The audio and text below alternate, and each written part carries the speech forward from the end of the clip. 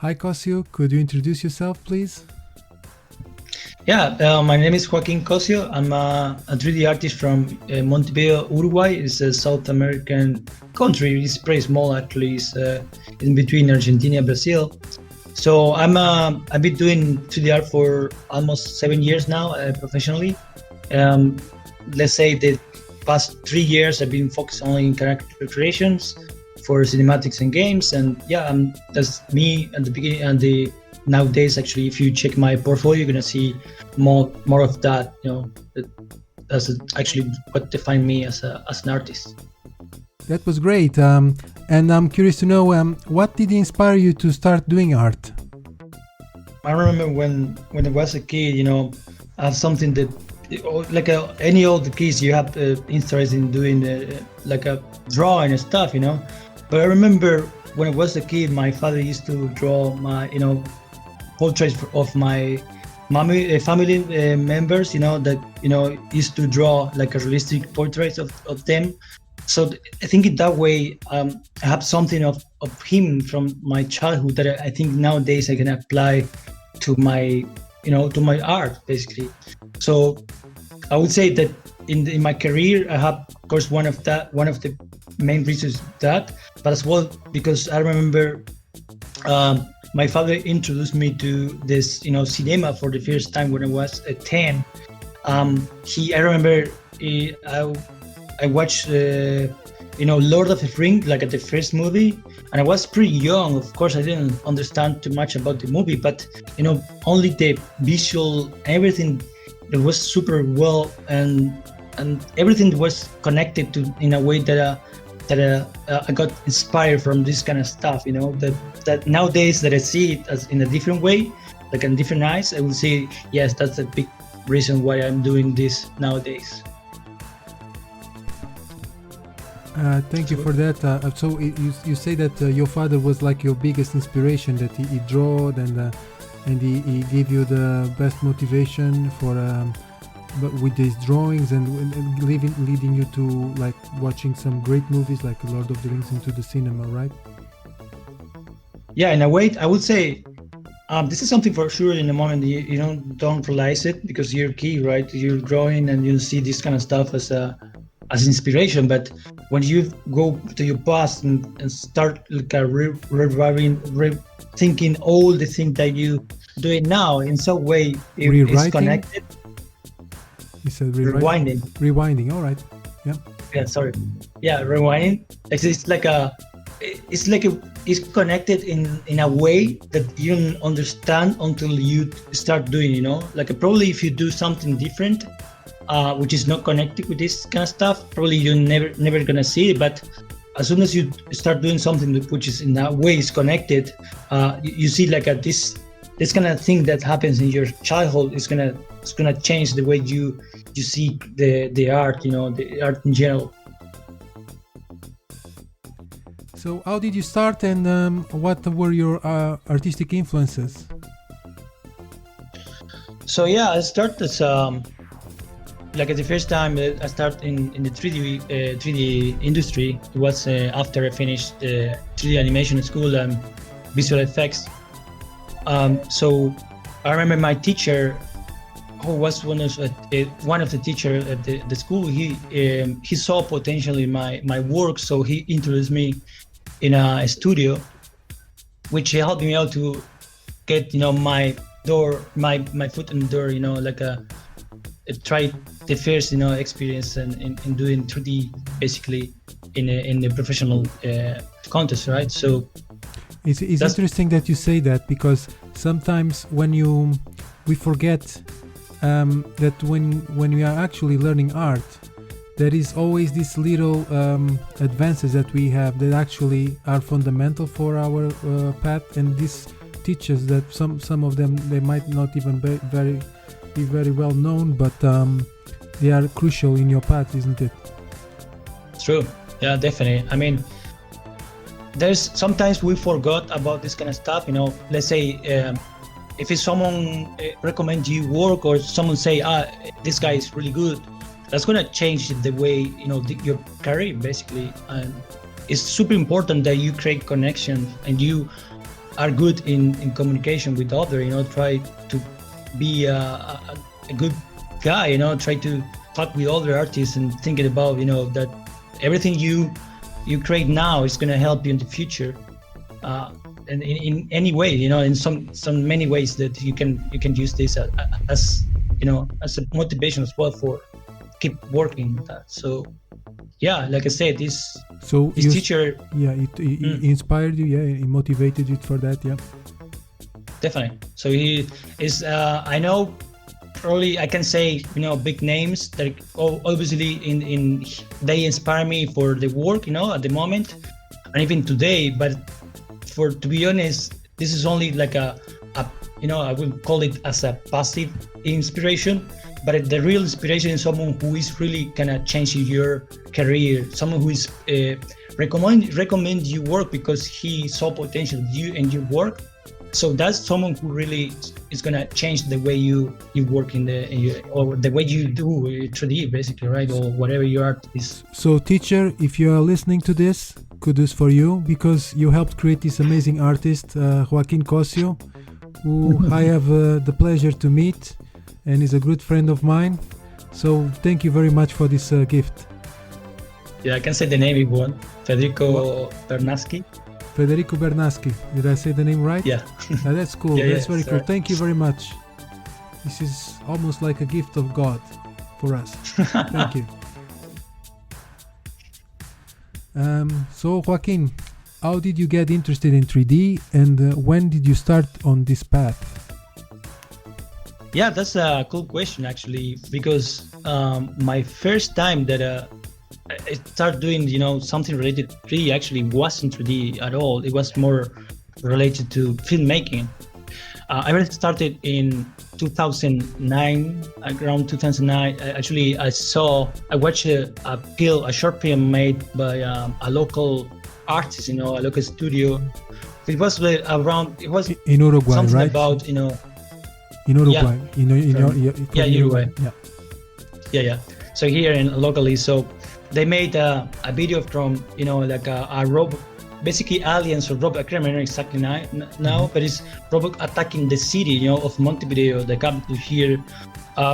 So at the moment, that blew my mind. I didn't know anything about 3D. I didn't know anything about, even though actually even more, I didn't know that, here in Uruguay you can do this. I was thinking, okay, this is something from, I don't know, from Hollywood. So that actually got my interest and start learning more about filmmaking, everything more related to cameras and stuff. So I remember buying my first super cheap camera. I was 18, I didn't have any money at the moment.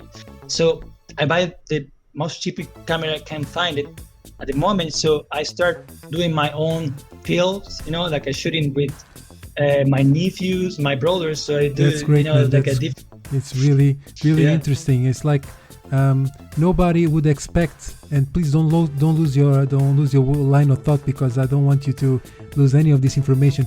But nobody would expect the Joaquin Cossio to come here to this interview and talking about the way he created his own movies, like amateur movies. I'm curious two things.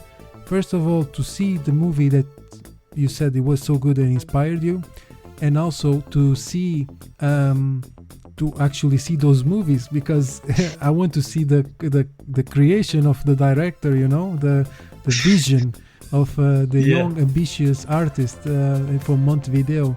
So nobody would expect that. I didn't expect that. I got by surprise. But carry on, please. Yeah, I mean, at the moment I was super inspired by this kind of stuff, always watching tutorials in YouTube at the moment, even though at the moment it wasn't too much information about this kind of stuff, but at least I could find, different sources. Like I remember at the moment this one channel called Choreo Digital, which is a channel that even today exists. They do everything about short film, everything, visual effects and stuff. So I got really inspired by this kind of stuff, and I learned as well how to do 3D for for visual effects, tracking and doing different things and introduce 3D to your footage. Of course, at the moment it was, I mean, it was like a super bad, but I was super happy with the the result I had in the moment. Yeah, but you put your passion into it, isn't it? Definitely. I think that's something that is missing, at least in the big blockbusters in cinema. It's a bit of that passion, a bit of that 80s and 90s feel that I'm fortunate enough to have experienced. But it's great. So you started 3D because of visual effects, really. So as a need to actually help you with the filmmaking, right? Not as a medium itself, like creating, for example, 3D art for games, or like you do now, or cinematics. It was pure, like VFX, visual effects. Yeah, definitely. It was something that I didn't expect. I mean, now that I'm like I rewind my mind, I didn't expect to be here, doing character for. I mean, everything's connected in a way, but I never expect doing this kind of stuff, and I feel super happy that I choose that path in the past. Doing this kind of stuff, who in a way introduced me to these, visual effects. So if you go a little more, forward in the story, after seeing this artist doing the filmmaking, but at the same time adding 2D, I got interested in a school here in Uruguay, which they teach you how to do 3D, but at the same time how to do visual effects. So everything was connected in a way. So I did 3 years of the school and learned a bunch of different stuff, which has helped me out now. That's great. And so yeah, tell us a bit more of that. How did you start the path in 3D? How did you start to learning on that school and everything? That's interesting for us to know as well. Okay, so for sure, my first actually my motivation was finish the school knowing how to do 3D, because I wanted to add it in my footage. But at the end, through the career, I learned other things in like doing, for example, modeling, doing texturing, rendering, all this kind of stuff that is connected in a way. But I don't know why exactly, but I think in some point I discovered ZBrush.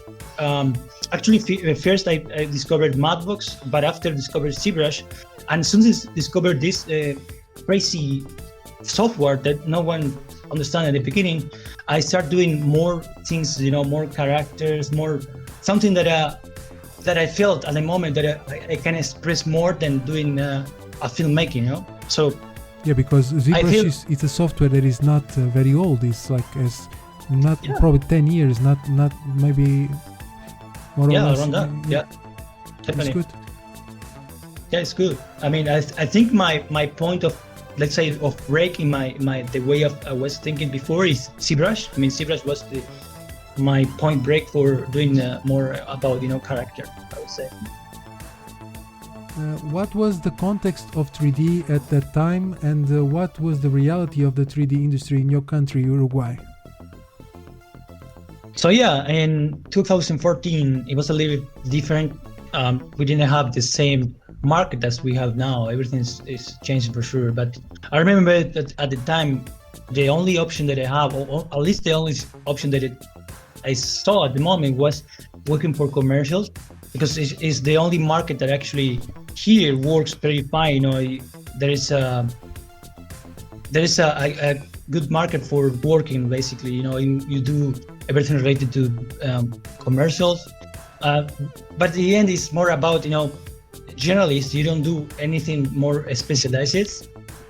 It's a little bit like that in most countries. They're not like big how do you say, not as big as America or USA or United Kingdom, or it's a little bit of that. I know a lot of people from Brazil as well. They say that the main thing that they can get is advertisement. In my country, Portugal, I think it's even smaller, because it's a smaller country than Brazil. But maybe I have some things in common with Uruguay. But it's also, I believe there is somewhere you can start and learn a lot, isn't it? That's true. I mean, that's pushing in the way that you have to learn everything in order to get the job, basically. Because if you don't know about modeling, texturing, rendering, lighting, anything, if you don't know all the aspect of 3D, that's gonna be a little more harder to you for get a job in the industry. So that's gonna help you in the way that you can apply. In many ways, you can apply later for all the different jobs, like for video games or for any other one. So you can use a combination of things that you're gonna learn and do it to your market, the situation of your market in the country. But it's good that you mentioned Brazil, because I'm pretty close to Brazil. Actually, I'm like in between Brazil and Argentina. Yeah. And they are like a pretty That's Uruguay. That's where Uruguay is. Yeah. Yeah, basically.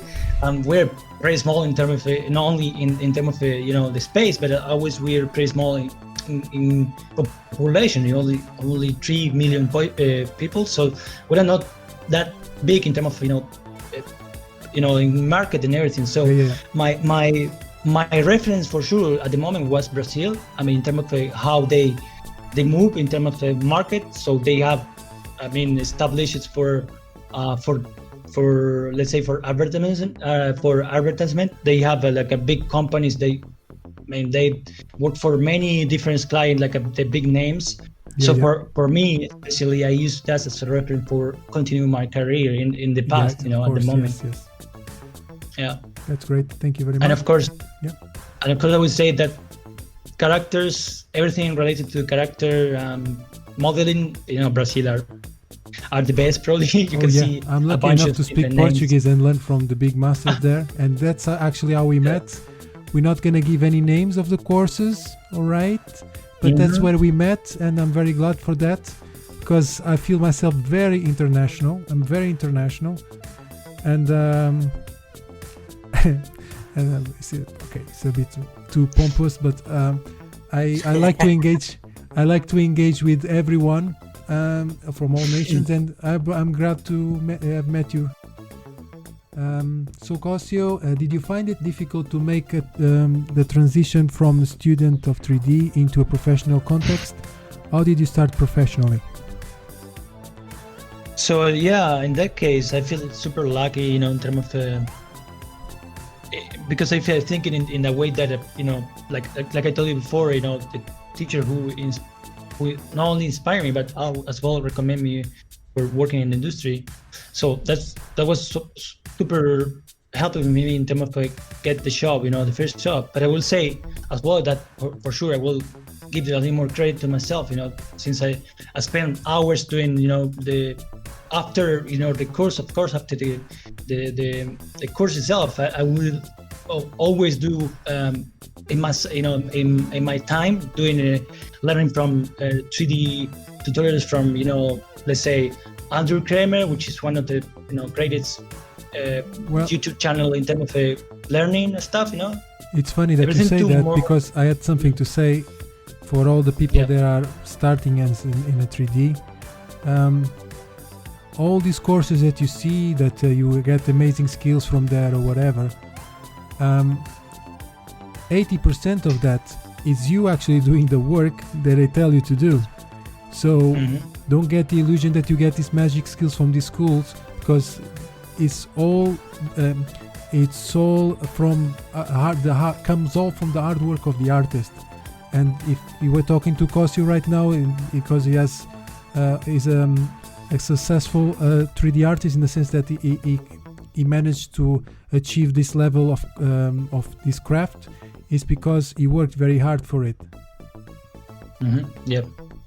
Yeah, I mean, that's the thing, when you're studying or you're learning, you have to think that you don't have to expect too much from the school or from the teacher itself. So you have to expect more from yourself, trying to learn as much as you can in your own way, like learning from, like I say, tutorials, free, paid, whatever. What is going to help you for, improve your skills? It's going to help you at the end of the course. You're going to have more tools under your belt for get a job, let's say in this case, right? So at the moment, I remember, when I was almost finished the course here, the 3D animation, I was thinking, okay, so I have to do a showreel in order to get a job. So I was learning from different sources, and as soon as I have something that I can show, I prepare a showreel that everything was in the same showreel, like my personal stuff and the thing that I made in the course. So everything was combined in one showreel. When I showed this to the art director in the studio, they watch my show and say, yeah, are you ready? We can start today or tomorrow. What do you have? So that's the thing you have to learn in your path, that is everything about your hard work that's going to pay off in the future, when you have everything. And another question I would like to add up to that. It's sometimes, if you're good, you don't start with a big opportunity. Sometimes you get these small opportunities that you have to be humble enough to get it, because it's not for sure that you're gonna get all, no matter how good you are. Sometimes you for some reason you don't get this big opportunity straight away, and you should. I believe in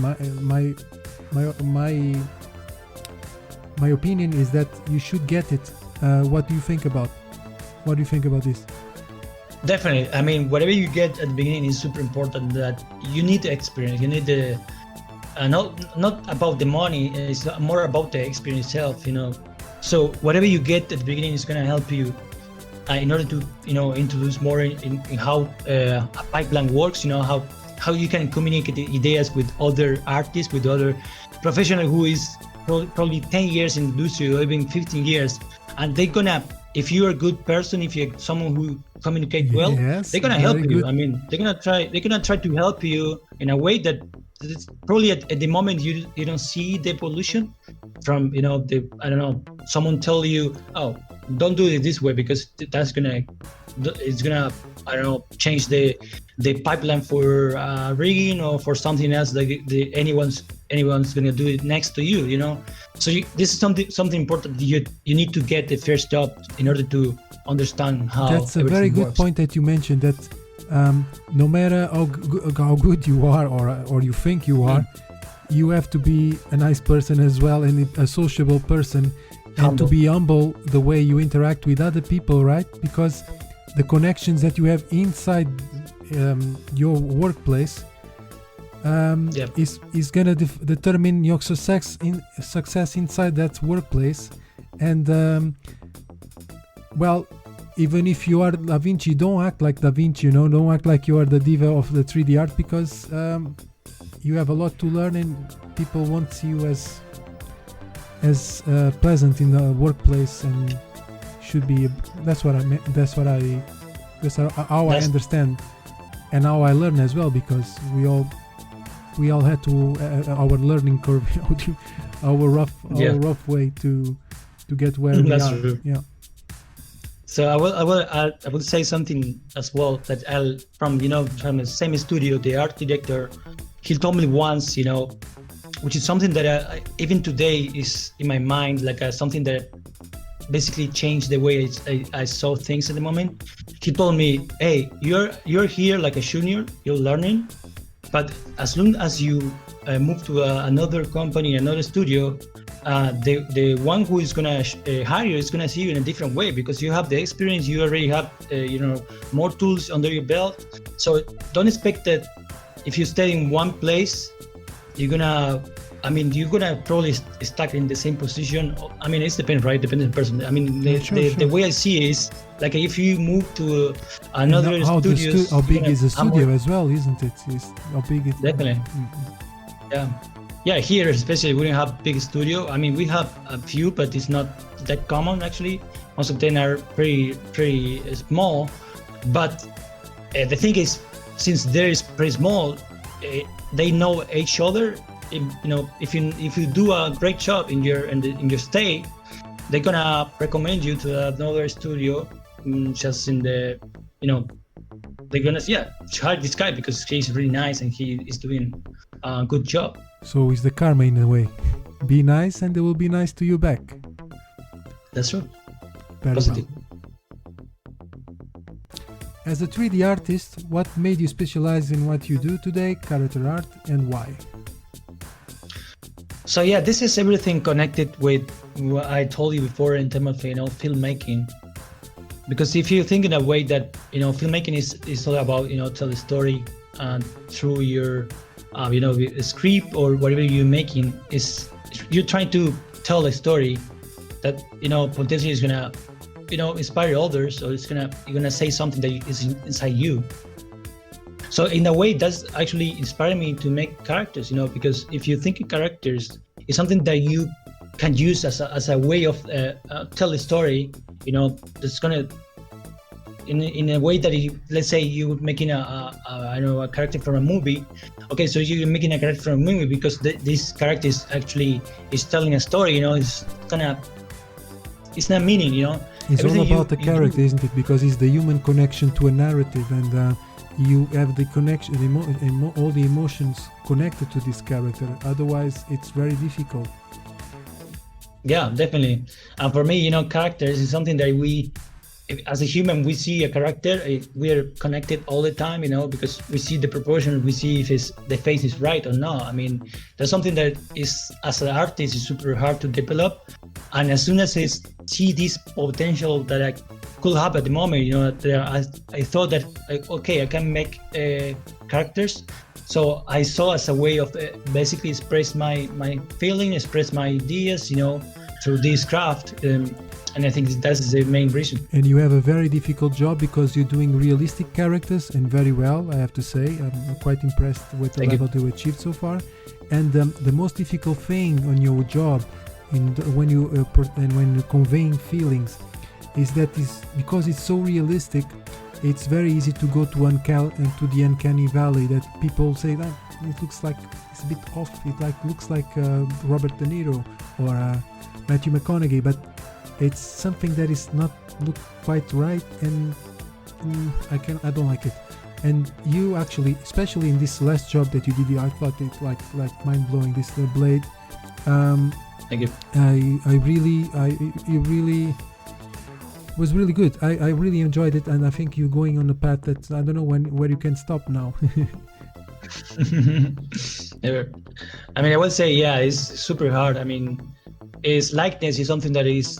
I mean, there is a few persons in the world that you can say, okay, this guy break the rule of the uncanny valley. There's a few of them, but I would say that if we want to follow this path, make sure of learn anatomy, make sure of learn everything about proportions, silhouette, everything that is connected to the brain, basically, because we see humans, we see a face, for example, and we can recognize faces because our human nature is coded in that way that you can understand a face that is someone who you know. We are super intelligent, recognizing a face straight away in a split of a second. Yeah, that's coming from our Asians, from back in years and when years. We have primitive times. When you have because you had to see if that guy was happy or not. And if he was unhappy, you would be lunchtime, because probably they were cannibals as well. So definitely, as well for recognizes the tribe. If he's someone who is in your tribe, you can recognize it very easily. If you recognize if it is a cannibal, you should run away. Yeah, definitely. In a split of a second. It's something like this. Something that is developing, through the years in your own nature. So and nowadays, especially nowadays that we have access to this old information, constantly, all the time, all the social media, you can see faces all the time. Basically, it's more hard, now. So it's a tricky craft, I would say. It's really hard. It's very interesting what you're saying. Sorry to cut you off. Interesting what you're saying. So what you're saying actually is that as an artist, you actually need to have like a researcher and get involved with other things outside exactly art, like in science, in history, and reading about articles sometimes that you think is not directly connected with something, but there's something there, like that thing that actually we are joking about. We like to joke. We don't want this to be boring, but when it's actually true that we are evolved from actually identifying a face or a movement or a body expression in a split of a second in order to survive. And this is evolution throughout thousands of years. And this is not something, obviously, connected with art, but it's something that will make you understand posture, silhouette, facial, little difference on facial expression, and when you get to the level that you are now, that is hyperrealism, and then you have to actually, the difference is in the details, isn't it? Yeah, the small details actually is the way that you can see the difference between if it's something real, if it's something more stylized, if it's something that is off in the face.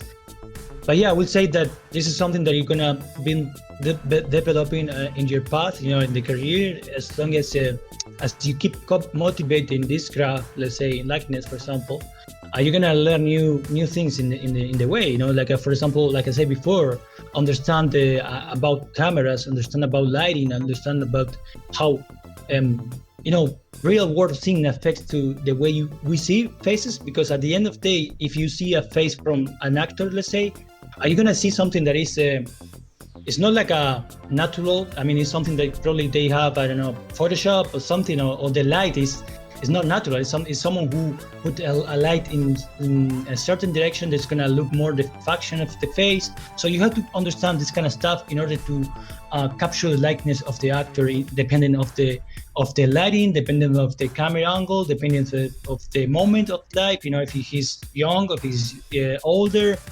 Everything is combined in a way that when you create something more realistic, the final product is gonna be better if you understand this kind of stuff.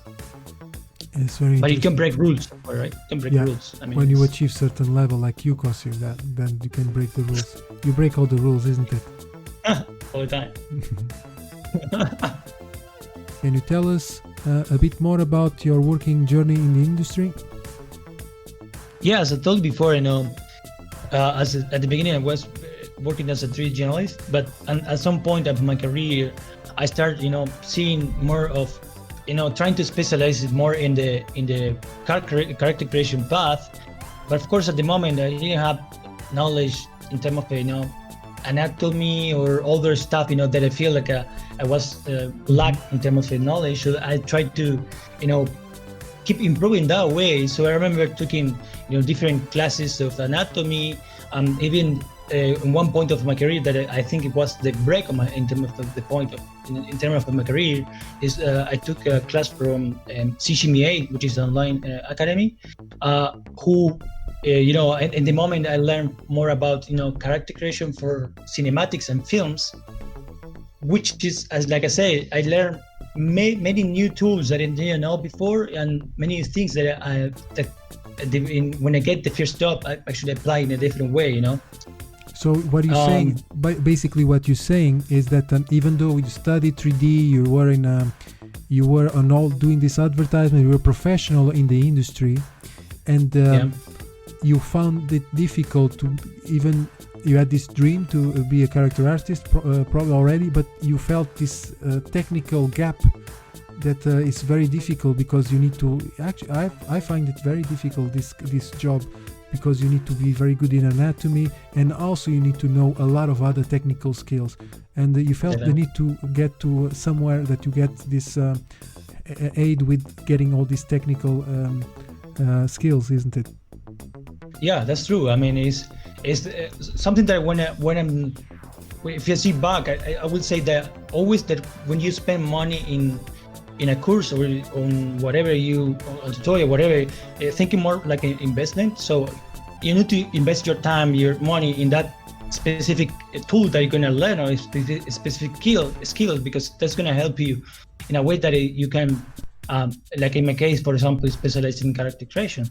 So at the end of the day, what really matters is how much you can learn from the course, how much you can use that in your workflow. Maybe it's not, I mean, probably they're gonna teach you something that you already know, but it's up to you that you can use as much as you can from the course, to apply in your. As we said before, like it's obviously a very resourceful course, but you need to work your ass off to really get.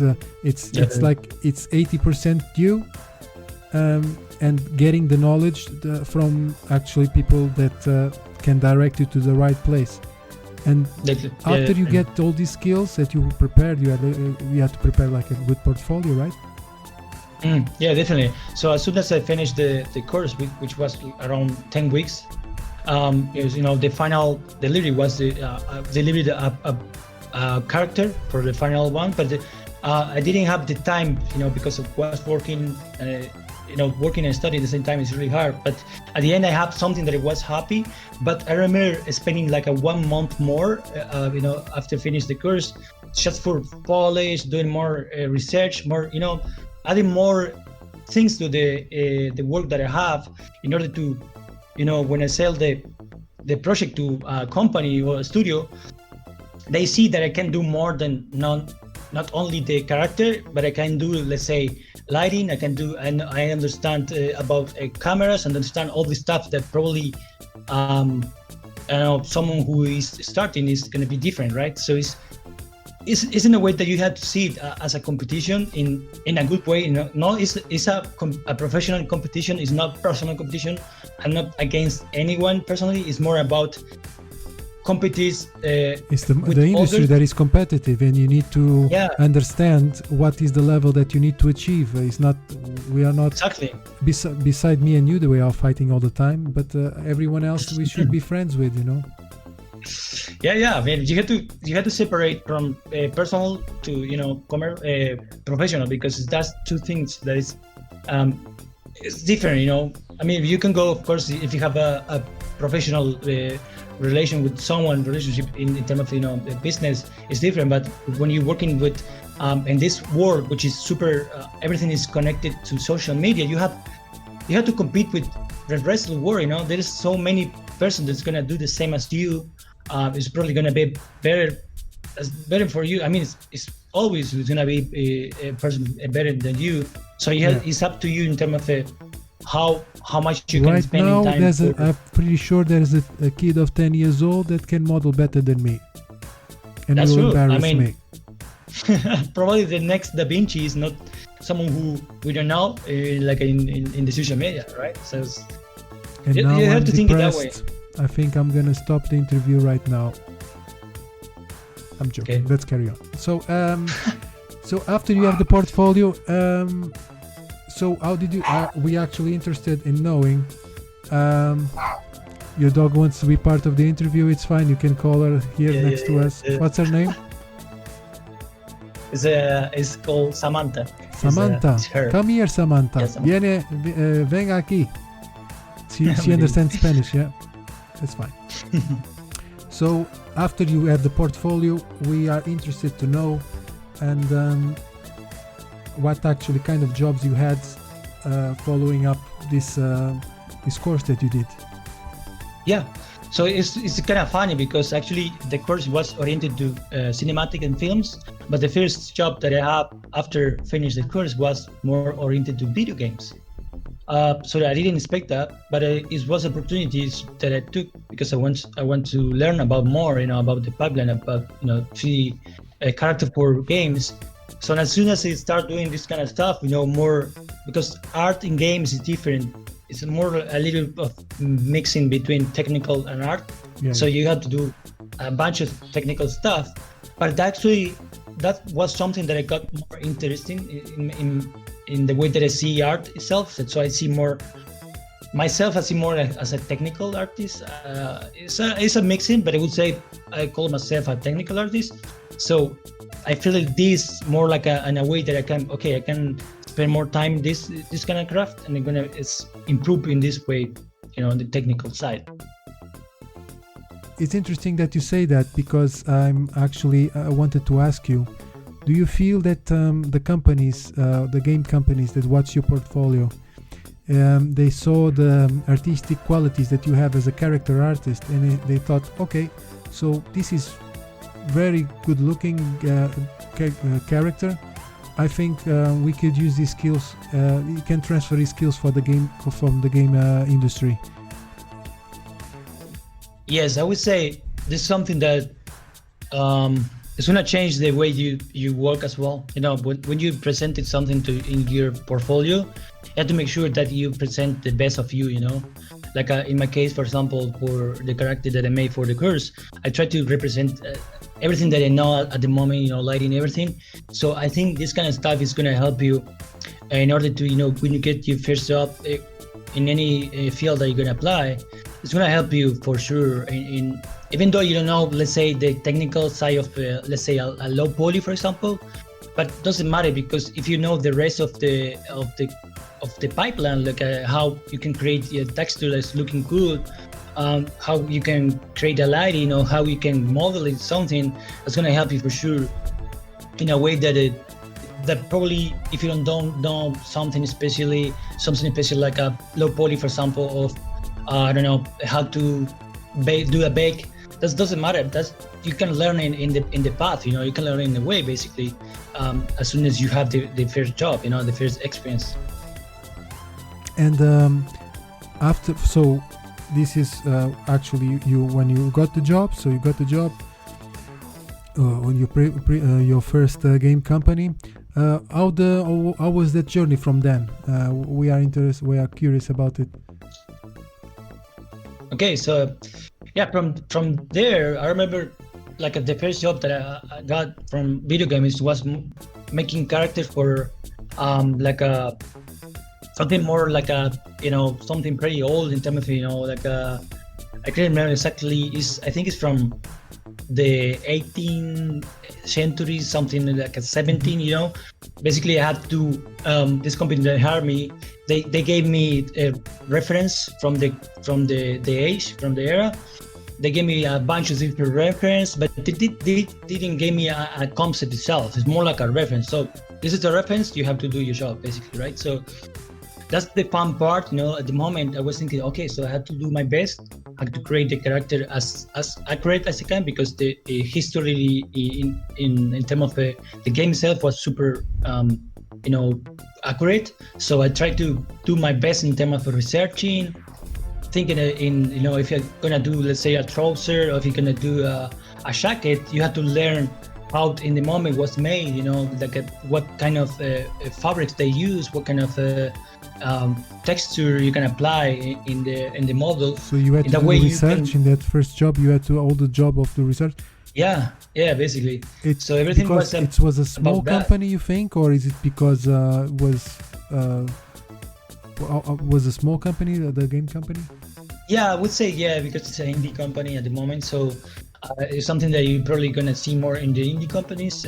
Probably, you know, if you work, let's say if your first work is in a big studio, it's gonna be different, because in a big company you're gonna have someone who already did the concept, and probably they're gonna probably all the concept with reference and stuff. So it's a different thing, you know. But you have to adapt. Everything is about adapt, you know. But also pushes you, like following the line that you said, that the artist should get involved with other things and learn other things, and this actually pushed you to become better artists, because you develop skills of research and making your work more unique, isn't it? That's true. I mean, if you think in a way that I had to research for all the reference by myself. I mean, besides they gave me information about something in particular, but at the end everything is about researching.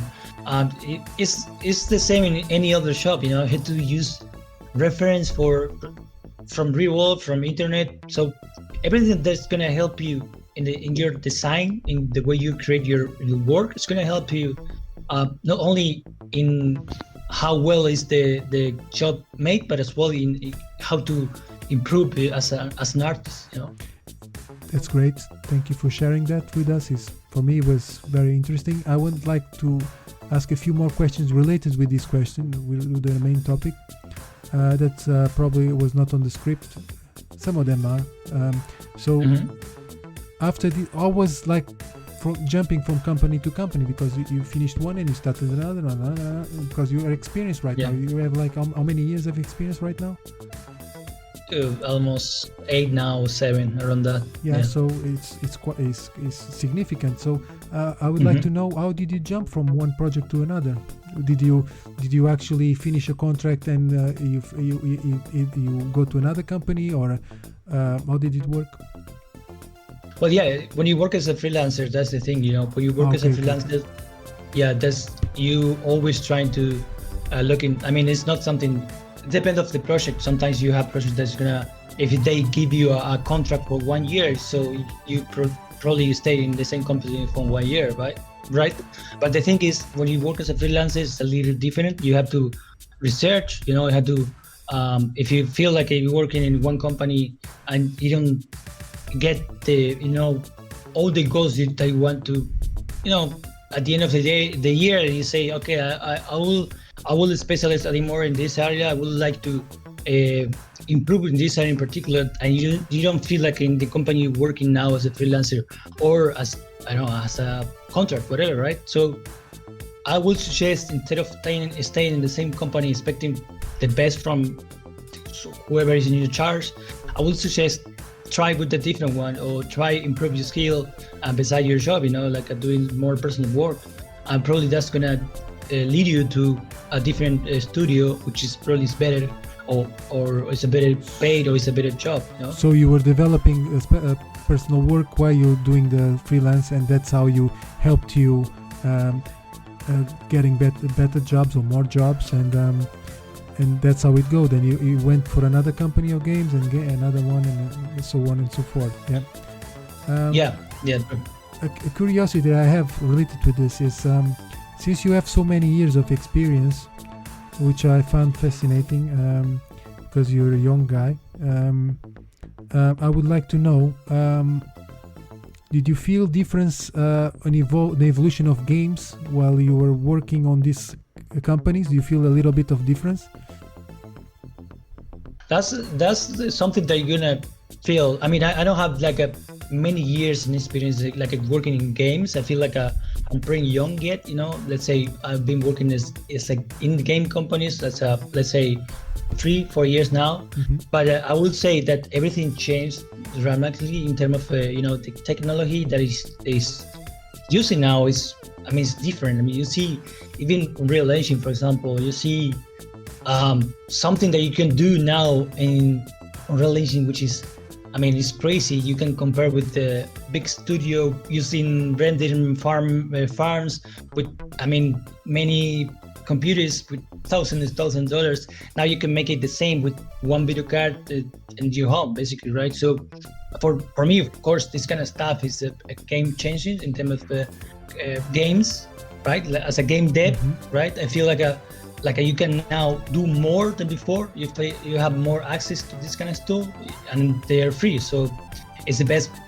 I would say that it's the best year or the best era for working in games than before, for sure.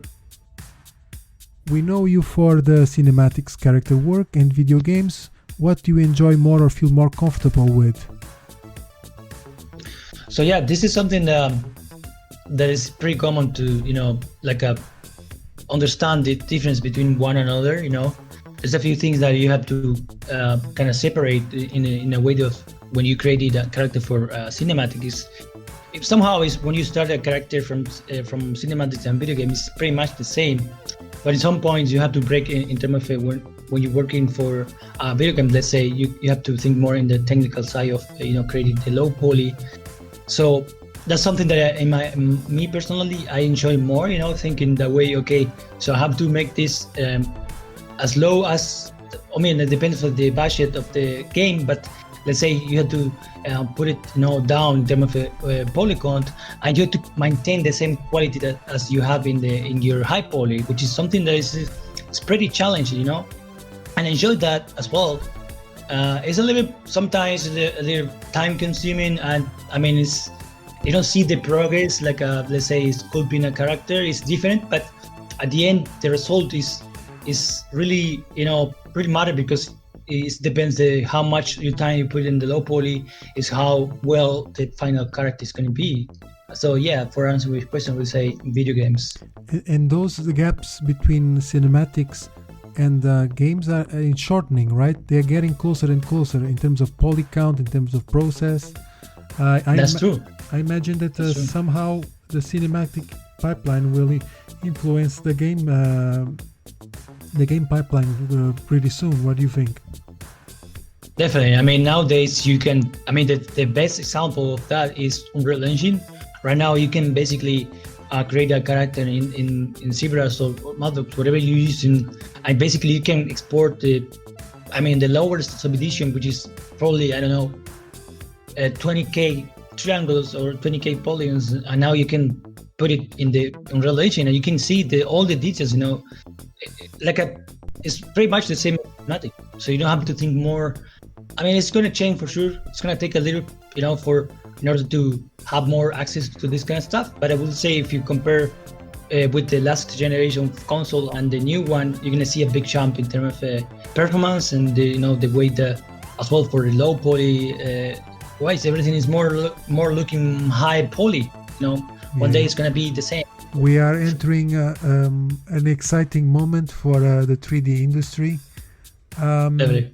But so you don't really you enjoyed what I understood is you don't really have a choice between cinematics or games because you enjoyed both processes. Is that the answer? I mean, I enjoy both processes, but I would say video game is the one I enjoy more. Okay, that's cool. What motivates you to do a specific personal project? What are you trying to achieve with each new project? Like I said before, I like movies since my childhood. Always watch a movie, So there's something even today. I feel when I watch a movie, or even like movies from the past, like 80s, 90s, or even more back, I always feel inspired by the characters. Not only the actor, but more for how the actor interpreted a character and how he. Through the character tell a story, even though of course it's scripted, but it's you put a little bit of yourself if you're doing a character. So I feel like it's the same for me. When I'm doing something as a personal project, I try to express a little bit of myself in the character itself. So even though it's a likeness from a movie, from a real person, I always try to add a little bit of myself in every new project that I do. So you get inspiration from a different medium to your work,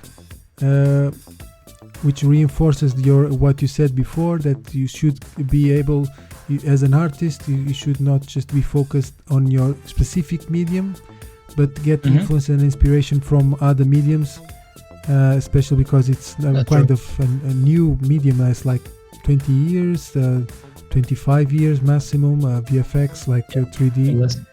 Yeah, so it's interesting to know.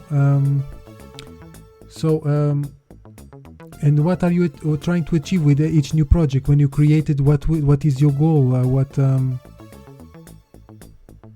So yeah, my goal for each new piece that I'm doing is always trying to learn from something new from each one, basically. So when I'm doing something in my personal time, I'm doing something because I feel like I can learn something that I can apply in a way that is kind of challenging me in any aspect that it can improve some areas. Like let's say, for example, for the Wesley Snipe, I did it because I want to experiment a little more, not only in the likeness, but as well in the assets and creating everything in ZBrush, let's say, in this case, and learning more about, lighting, look table and stuff, So everything was connecting in a way that I feel like everything that I was doing is because I have a goal, something that I want to achieve at the end. But yeah, I feel like this is something that you have to apply for any job. Whatever goal you thought you were gonna achieve, you achieved it, because it's fantastic. It's really good. Thank you, man. I think you should be smiling every day before you sleep. Should do another poster like that one. You guys cannot see it, but I can see the poster that he had like back there. It's from the Game of Thrones, right? You should create another one bigger, like 10 times bigger than that, and put it put it all the way in your wall to see I did this. Cover it. Yeah. If you could put it outside your house as well on the wall so the neighbors could see it, would be even better. But if you want to keep yourself modest, put just in your living room. so much, so much. But thank you, man. What is your connection with social media? How does it help expose your art and your brand as an artist? Oh man, actually, social media is something that I always use as a tool. Only that, even though I use it as a connect for the other artists, in the media, and in a way for, as I told you before, inspiration all the time. Seeing my Instagram, Facebook or AirStation, any social that I have that I use daily is for inspiration, but as well, I see it as a way that I can, show my work to the rest of the industry, and to all the people that probably they're not in the industry itself, but they probably are interested in doing 3D or art in general. So it's in a way that you can basically inspire others, but as well to create your own brand.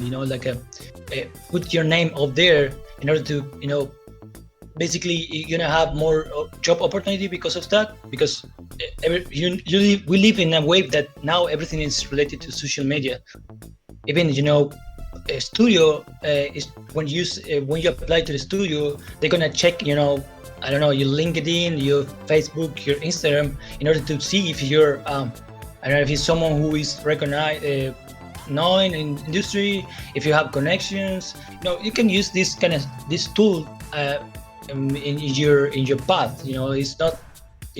It's actually really cool in a way that you want to use it for brand yourself. That's interesting to know. So you actually you think that it's a recruiting kind of tool. The companies are looking for your profile, what kind of product are you, and you should actually, which leads us to understand that you should behave in a certain way in social media. You should have some certain kinds of behaviors in social media. You get any advices for us?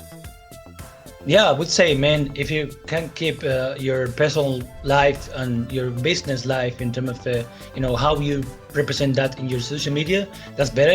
Let's say you have an Instagram for your personal things, share your life with your friends, with close family and stuff, and you have another Instagram for share your work and your professional well. That's gonna be better, because you're gonna disconnect one world to another, which is sometimes it's a little bit hard. I can say that it's hard because you're an artist and you can try. You're basically expressing something from each thing you do. But yeah, personally, I would say try to disconnect one word from the other, because sometimes when you do something, I don't know, you say something in your Facebook or Instagram that is against someone, I know, as part of the society. If it's someone who is going to recruit you, see this kind of stuff, say, okay, this guy is. Are you talking about the time that I did some words about you on Facebook? Is that? Yeah. Okay. No.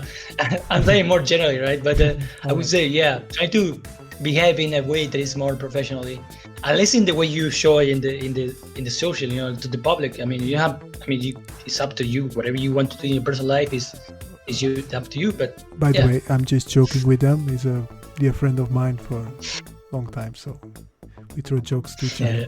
So yeah, I agree. I also have 2 Instagrams, for example. I have one Instagram where I share my personal pictures with my girlfriend, my foods, my workouts, and whatever. And then I had another one. It's like Mr. Dr. Jekyll and Mr. Hyde. We have two personalities, and people will understand what is one about and the other about.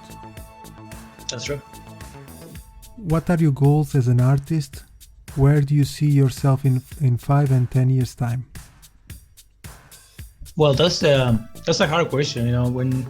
When you think in your future, is sometimes really hard, because you don't know what's gonna happen next. As I told you before, my career path at the beginning was different. I didn't know that now I will be a character artist, working for games and cinematics. So But if you would say a goal, like a personal goal, I would say, keep working video games, having the opportunity to work in a big studio, like a AAA game, in order, because I see like a way of learning more from other artists, share a team, share with other artists in a project that I know you can stay there for years, to say, and you're gonna learn a lot from them, like sharing.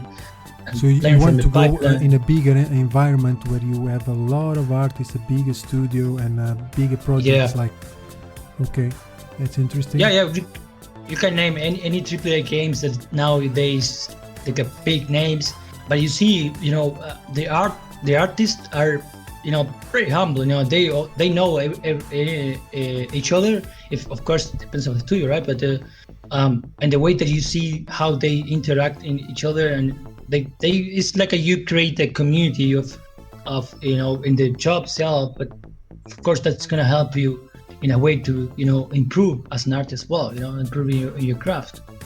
Yeah. So I would say that my goal is that, and I would say if I'm lucky enough, I would say the next 5 years, 10 years, I can be one of the those. By the way, sorry to cut you off. No problem. But speaking of that, actually another question that was outside, because I'm very creative. Okay, I'm very creative. This mind, the genius mind of artists. So I had this question that, like, as you have a game as an inspiration that you said, when you were younger, or when you're still young. So you say, I would like to work in a project like this. This is my ambition. This game, like, would be a dream come true, even if it's very difficult to work in it. It's like an achievement for me. Do you have some names of games that you could share with us? Yeah, definitely. I have many games that have changed the way up. Actually, before I get more interested in games, I was looking at games more like something different that probably in my mind never crossed, like a way of thinking and working in video games. But as soon as I saw the potential of, let's say, for example, the first Last of Us, who they changed the industry in a way that now games can tell a story. It's basically a movie. And that was connected directly to the mind before, like that's everything what was I was super about connected. to touch. Things starting colliding, isn't it?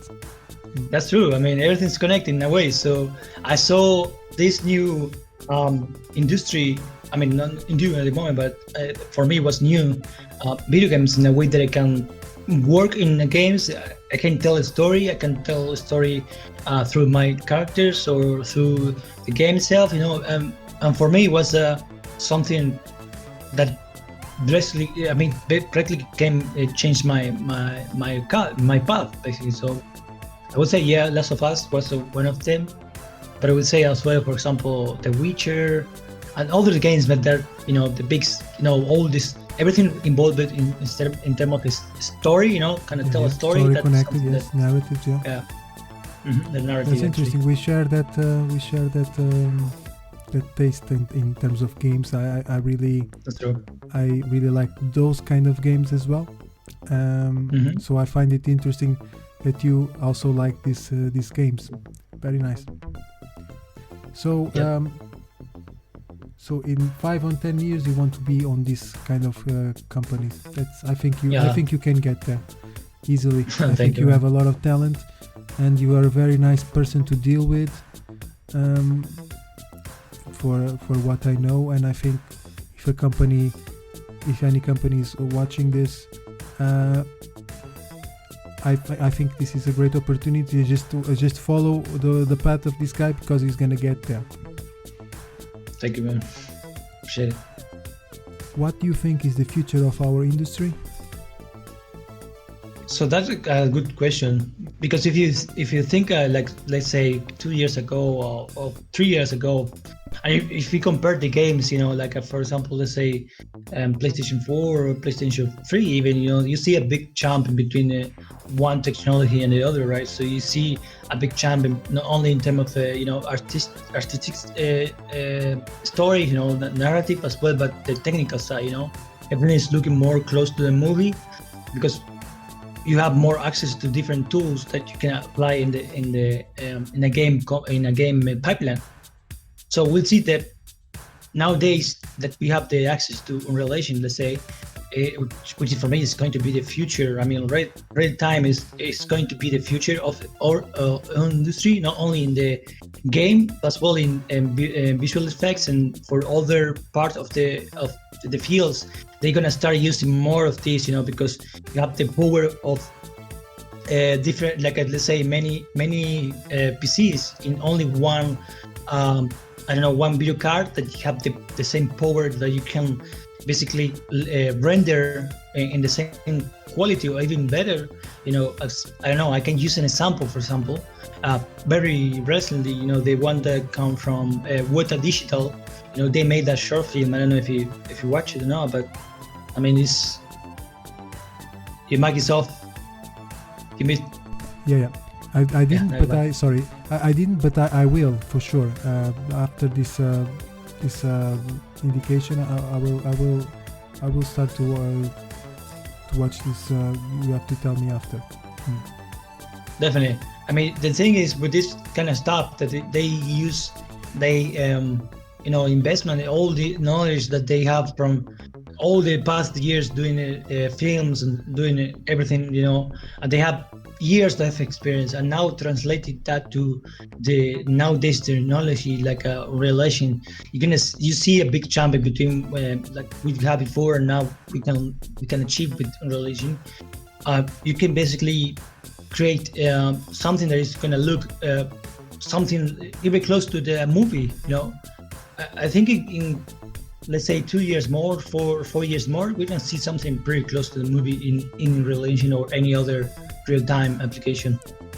Yeah, and another question outside of this script, how do you fit the VR on that future? The VR is something really important because that's the way we can interact with this world, this new era that's coming, which is everything real time inside the game engines. If you use VR, it's going to help you in order to interact with other persons. Since even now that we are everyone in confidence, in the this new thing that's happening, is everyone has to working remotely from the home. So if you have connection to this kind of technology like a VR, you can work with other artists. They are in different parts of the world, and you can do the same project at the same time and doing everything real time. So it's super important, that you can use this new technology to your adventures, So you're saying, I was actually thinking of the question about in games, like VR in games, but you're actually saying that the VR can also be used as a working environment, like you put the helmet and you are with the artist next to you and working.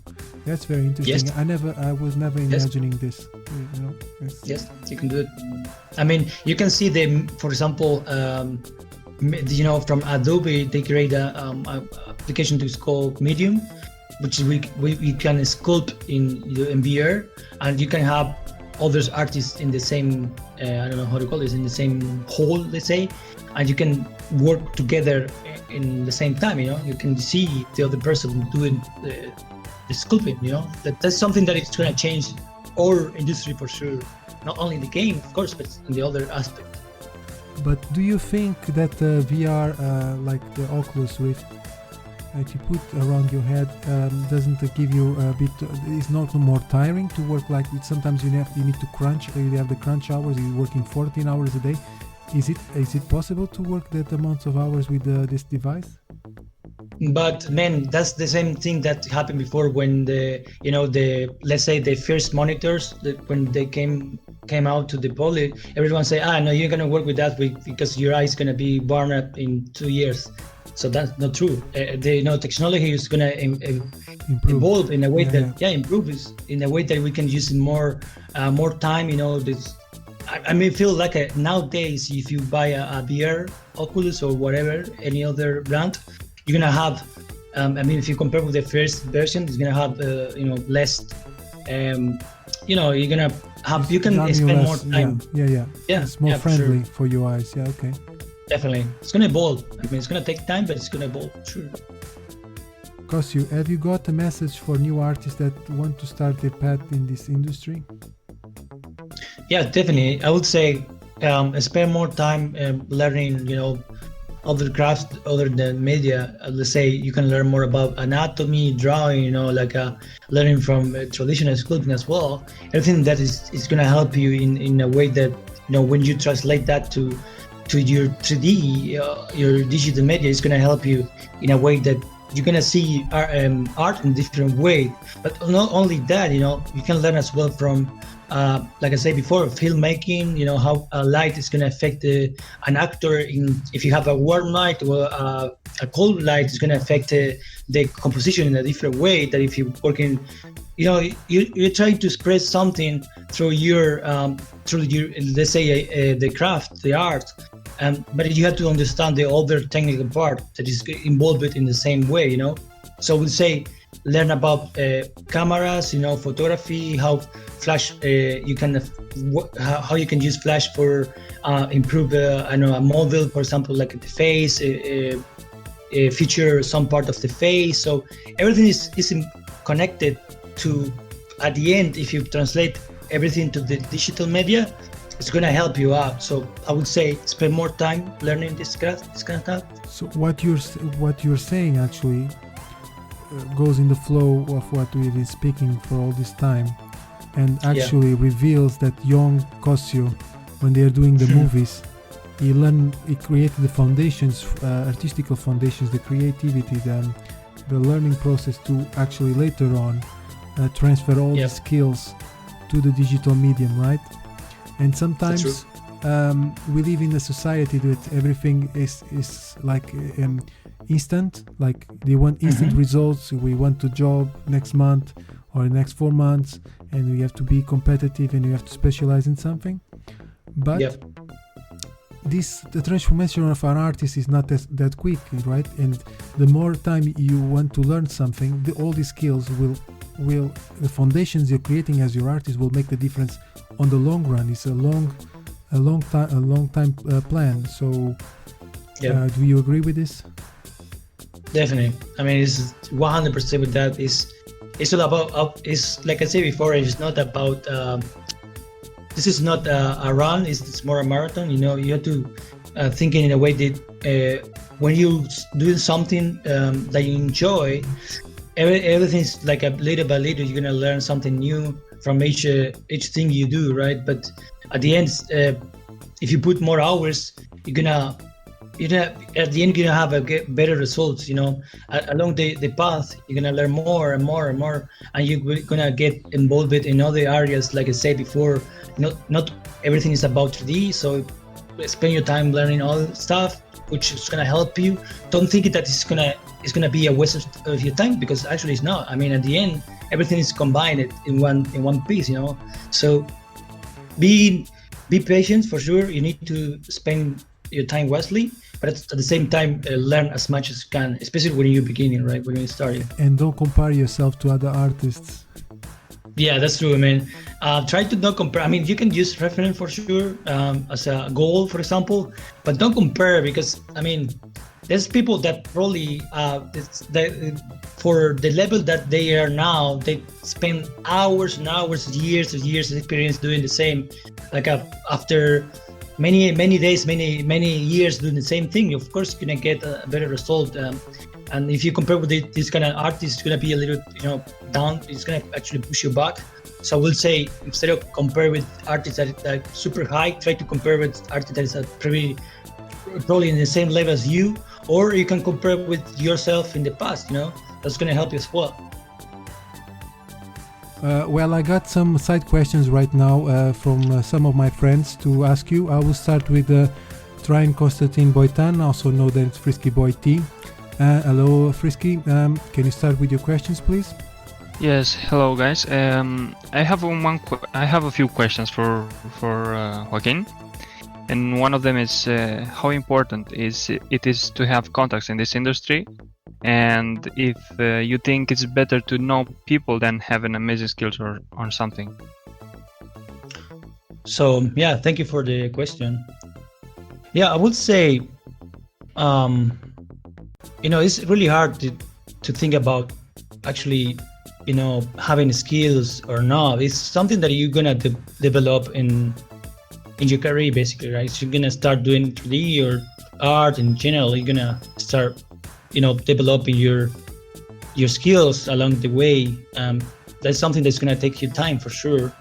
People, others take more, others take less. Depends of your situation, depends of your reality.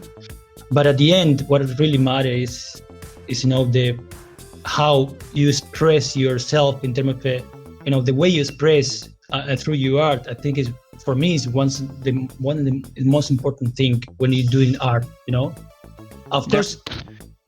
Sorry. Yeah. I was asking you because I heard in many times I heard this, like, it's not so important to be one of the best, to be hired in a project. It's much more than being a cool kid, being a cool person, and knowing the good persons to introduce you, let's say.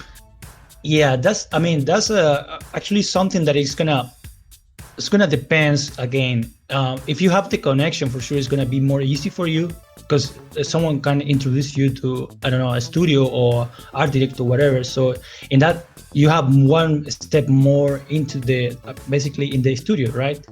But that doesn't mean that you're gonna have the job. It's gonna depend of your portfolio. It's gonna depend of your skills as a either as an artist or as a person as well. So if you're a person that is really hard to deal, like someone who's, if you put in the pipeline, let's say, and you don't like to work with others, that's gonna be hard for you for sure. And the art director or whoever is in charge of the hire you, they're gonna know you since the interview that you're not the right fit for the team. So I would say for sure portfolio is the first thing. So make sure your portfolio is good, but as well invest in the way you express, the way you sell ideas, the way you're learn how to communicate ideas. I think one of the most important things in your own industry besides your work, right?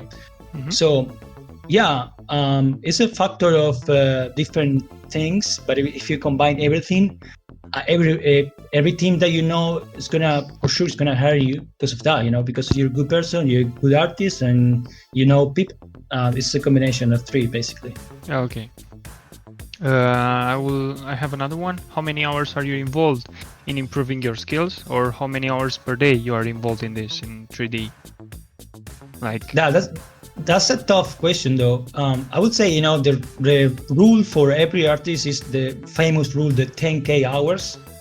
But I would say the 10K hours is gonna depends of the person. There is some person that are more competitive than others. So they're gonna spend, let's say, in 1 month, hours and hours doing the same thing or doing something that is gonna push you forward.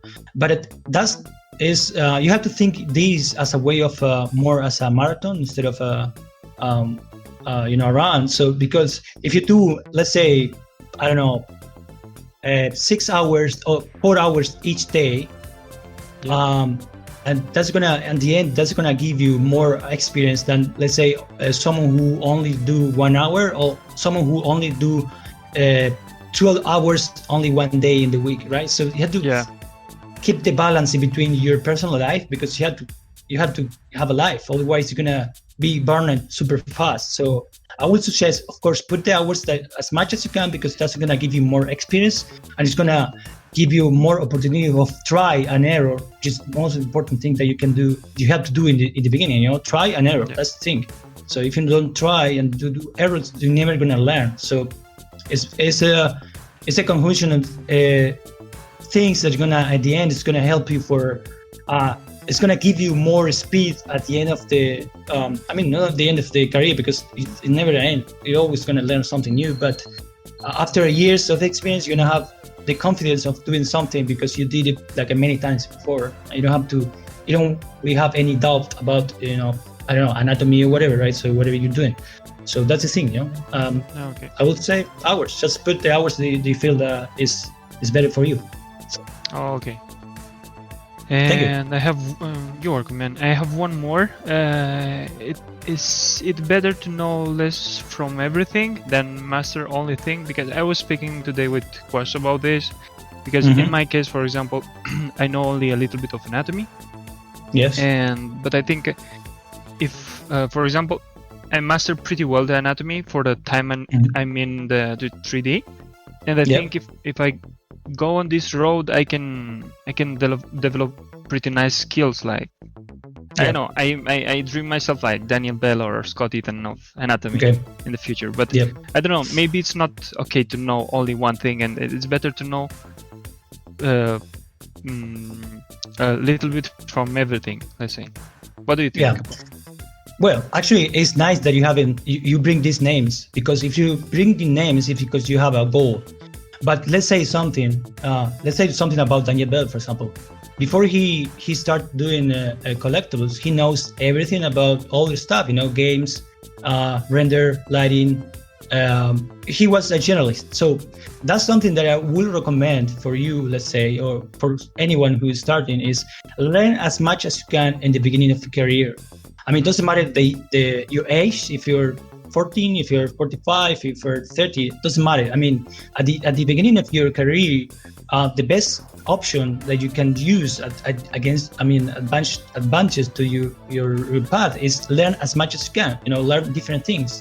Let's say learn about, like you say, you master anatomy, but I would say learn about how to light scene, how you can make a nice render, how a real life camera works in terms of lenses, how a photographer, for example, use a flash for lighting a model, or everything that you can learn, that you can apply to your 3D, to your anatomy, is going to help you for sell your ideas or your product in the best way. So that's going to be a plus for you. For if someone want to hire you, they gonna see your work in a different way that if you only know anatomy.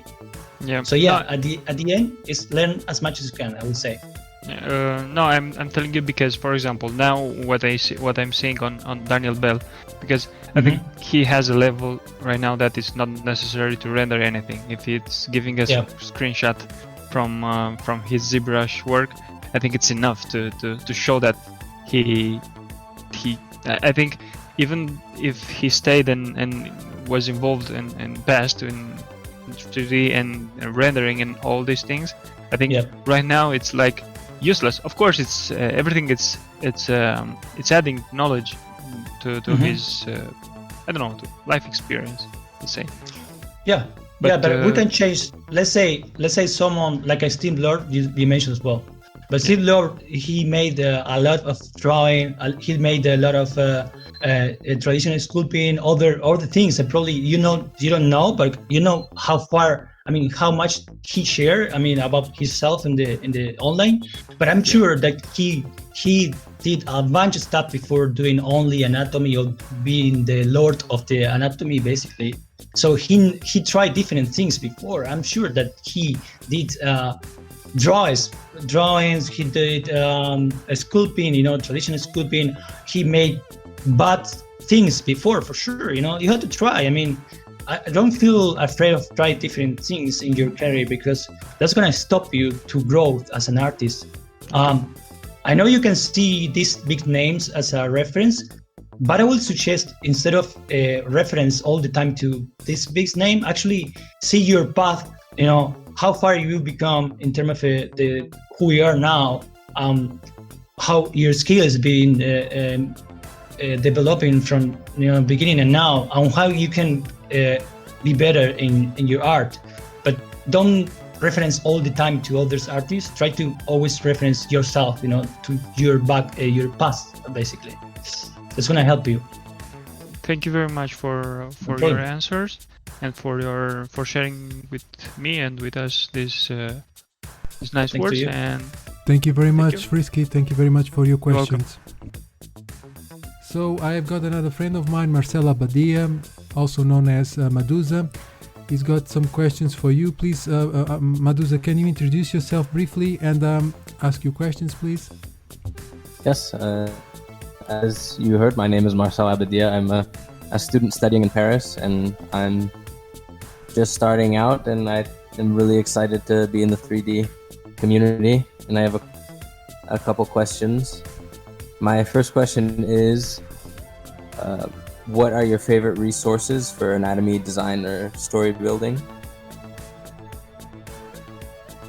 So yeah, thank you so much, Medusa, for being here. Take your time doing questions.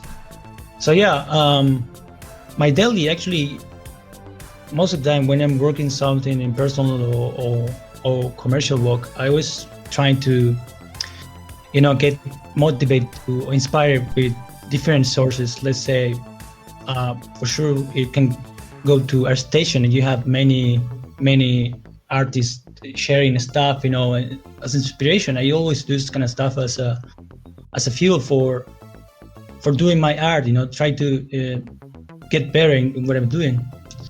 So now I would say for sure the same you can apply for others, let's say social media as well. You can find pretty good job in Instagram, Facebook, and all the kind of stuff that you can use to improve your art and to get motivated all the time. But for sure, I can say, one of the most important resources is books. Let's say books for anatomy for sculpture. You can find sources like, for example, Andrew Loomis, which is the more classical one that you can learn how to draw, a face or whatever, right? So you can have many inspiration from that kind of stuff. And if you can go a little more technical in my aspect, let's say in my field, you can learn from anatomy of facial expression. Like one of the book I use all the time, because it's something that I'm trying to get improving that way. So I would say books, socials, portfolio from other artists that inspire as well. Like someone who you see the work and you feel like it's gonna inspire you in the way you're gonna use it as a way of get motivated in your daily studies and stuff. Thank you. For my next question, I want to ask the importance of knowing 2D and 3D, because I see a lot of students that I go to school with that are trying to learn 3D, but they kind of don't feel comfortable doing 2D as much, I guess, and it might hinder them. Yes, this is something very common actually. When you think it's someone who is doing 3D, most of the time when you ask him if he knows how to draw or any traditional thing, they're gonna tell sure that yeah, I know how to draw, but pretty basic. So it's very common that you're gonna hear this kind of stuff. But if I had to suggest something for you, I would say yes, learn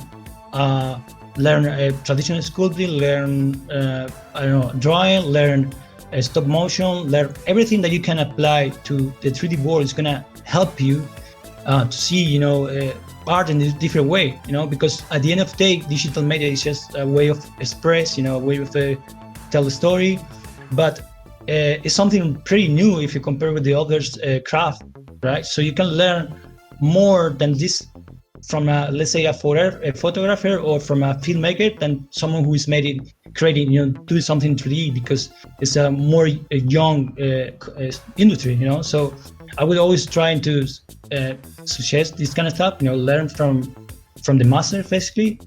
And if you have to say something to me in my past when I start in this, I would say yes. Start do more 3D, because I was thinking I'm bad in 3D and draw in 2D, so I don't know, I'm never gonna be good in 3D, but actually that's true. You can do the same. It's just media.